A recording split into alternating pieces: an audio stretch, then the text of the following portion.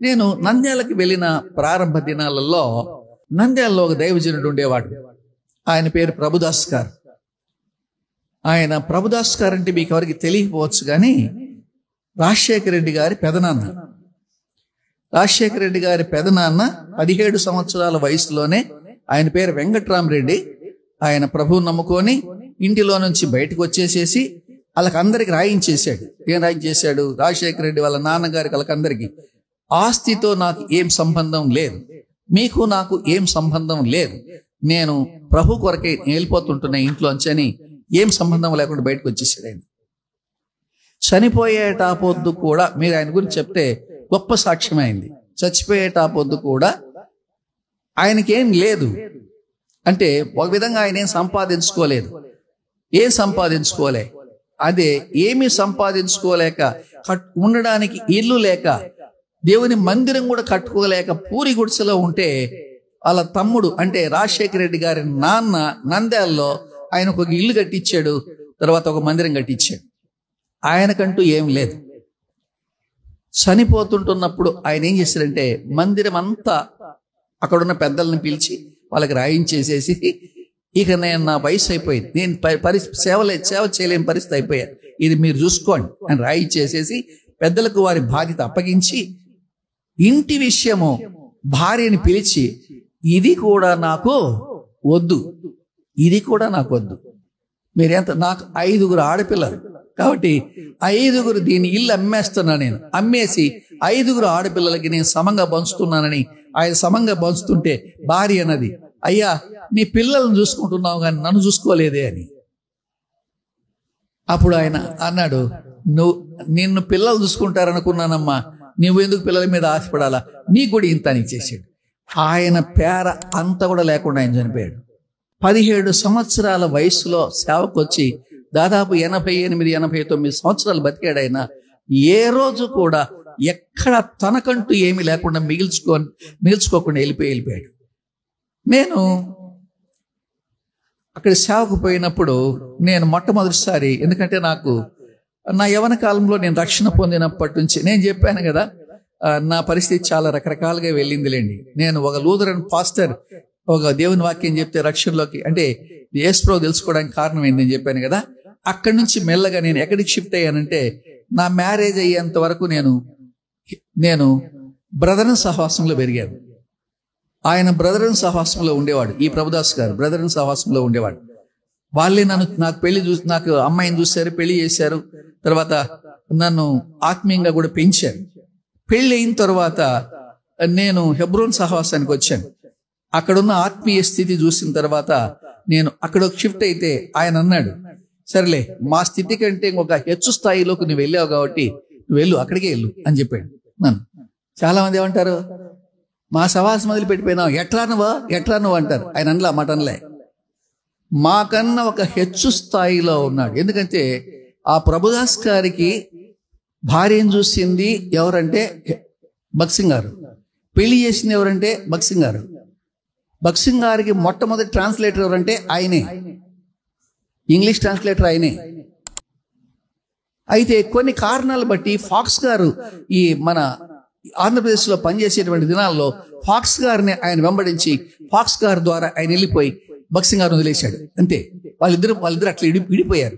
1954లో మొట్టమొదటిసారిగా భక్సింగ్ గారు చెన్నై నుంచి ఆ ప్రాంతంలోకి వస్తూ, లాబాన్ గారు అనే ఒక ఆయన అక్కడ నంద్యాలలో ఉంటే, ఆయన ఇంట్లో ఉన్నప్పుడు నంద్యాలలో ఫస్ట్ మినిస్ట్రీ ఆరంభమైంది. అంటే 1954లో 54లో గుర్తుపెట్టుకోండి. అదొక 46, ఇదొక 24. ఇన్ని సంవత్సరాలకు ముందు నంద్యాలలో మినిస్ట్రీ ఆరంభమైనటువంటి ఆ మినిస్ట్రీ ఆయనతో పాటు ఈ నంద్యాలకు వచ్చి పనిచేశాడు. అంటే నేను ఆయన గురించి గొప్పగా పొగడడం లేదు, ఆయన నంద్యాలలో చేసిన మినిస్ట్రీతో హెబ్రోన్ మినిస్ట్రీ వెలవెలబోయింది. కర్నూలు జిల్లాలోను, తర్వాత ఇప్పుడు ఉన్నటువంటి నంద్యాల జిల్లాలోను ఏ ఊరికి పోయినా ప్రతి విలేజ్ లో బ్రదరన్ సహవాసం ఉంటుంది. ఏ విలేజ్కి వెళ్ళి ప్రతి విలేజ్ లో ఉంటుంది, కానీ హెబ్రోన్ సహవాసం లేదు. ఎంత గొప్ప మినిస్ట్రీ చేశాడు ఆయన. 80 సంవత్సరాలకు పైబడి ఉంది. నేను వెళ్ళేటప్పటికి ఒకరోజు పోయాను. నేను పోతే ఆయన అట్లా కూర్చొని ఉన్నాడు. అర్థమైందా? ఈ ఈ స్పెక్టికల్స్ పెట్టుకున్నాడు, అద్దాలు పెట్టుకున్నాడు చదువుకోవడానికి. అర్థమైందా? ఇది పెట్టుకున్నాడు. పెట్టుకొని ఉంటే కూడా ఏం చేయాలి చెప్పండి? కనపడ్డంలే బైబిల్. పెద్ద అక్షరాల బైబిలే, పెద్ద బైబిల్ పెట్టుకున్నాడు కానీ కనపడ్డంలే ఆయనకి. కనపడకపోతే ఏం చేశాడు? ఇంకొక పెద్ద భూతద్దం పెట్టుకున్నాడు. అద్దాలు పెట్టుకున్నాడు, భూతద్దం పెట్టుకున్నాడు, దేవుని వాక్యం చదువుతున్నాడు.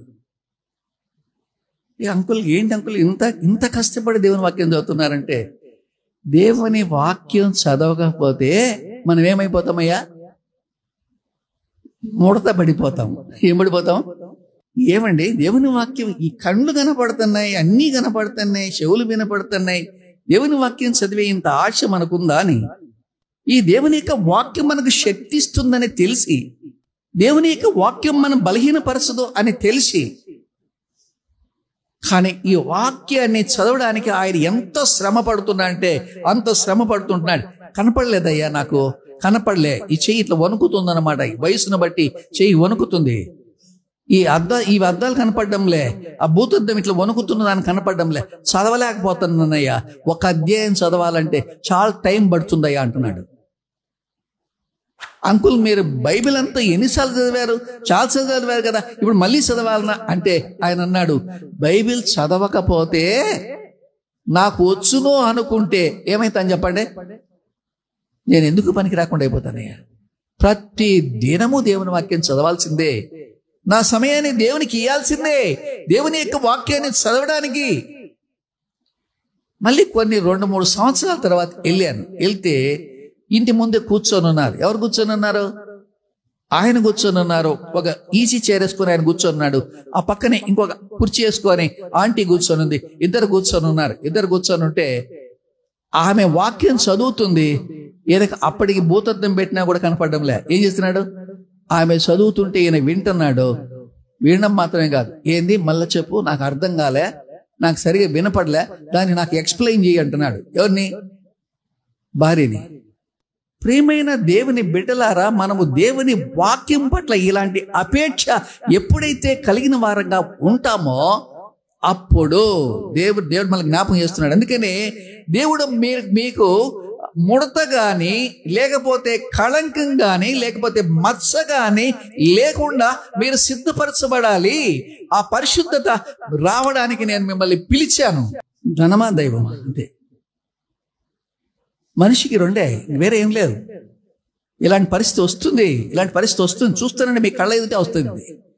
మీ కళ్ళ ఎదుటే వస్తుంది. మనం చూస్తూ అంటున్నాం. నువ్వు ఏ పక్షపోవాడివి? డబ్బు పక్షపోవాడివా?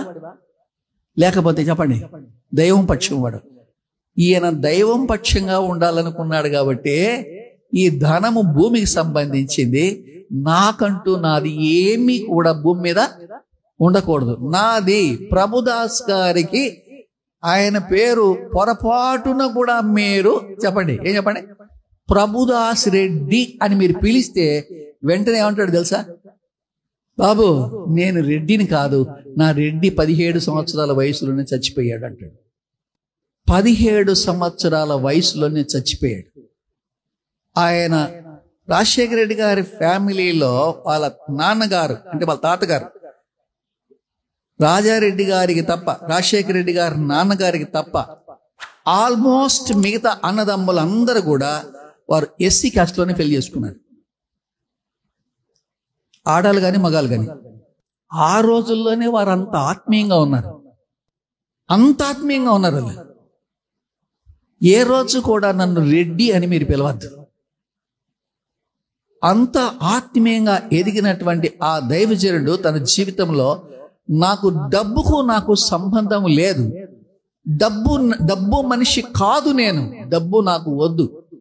నువ్వు డబ్బును ప్రేమించేవాడివైతే నువ్వు దేవుని మనిషివి కానే కావు. డబ్బును ప్రేమించవద్దు. నీ జీవితంలో అది నీవు నేర్చుకో. డబ్బు నీ వెంట పడాలి కానీ నీవు డబ్బు వెంట పడకూడదు. విశ్వాసి జీవితం అది. విశ్వాసి జీవితం ఏంది అని అంటే గుర్తుపెట్టుకోండి, డబ్బు వెంట నువ్వు పడితే నువ్వు విశ్వాసివి కాదు. డబ్బు ఎవరు వెంట పడాలా? నీ వెంట పడాలి.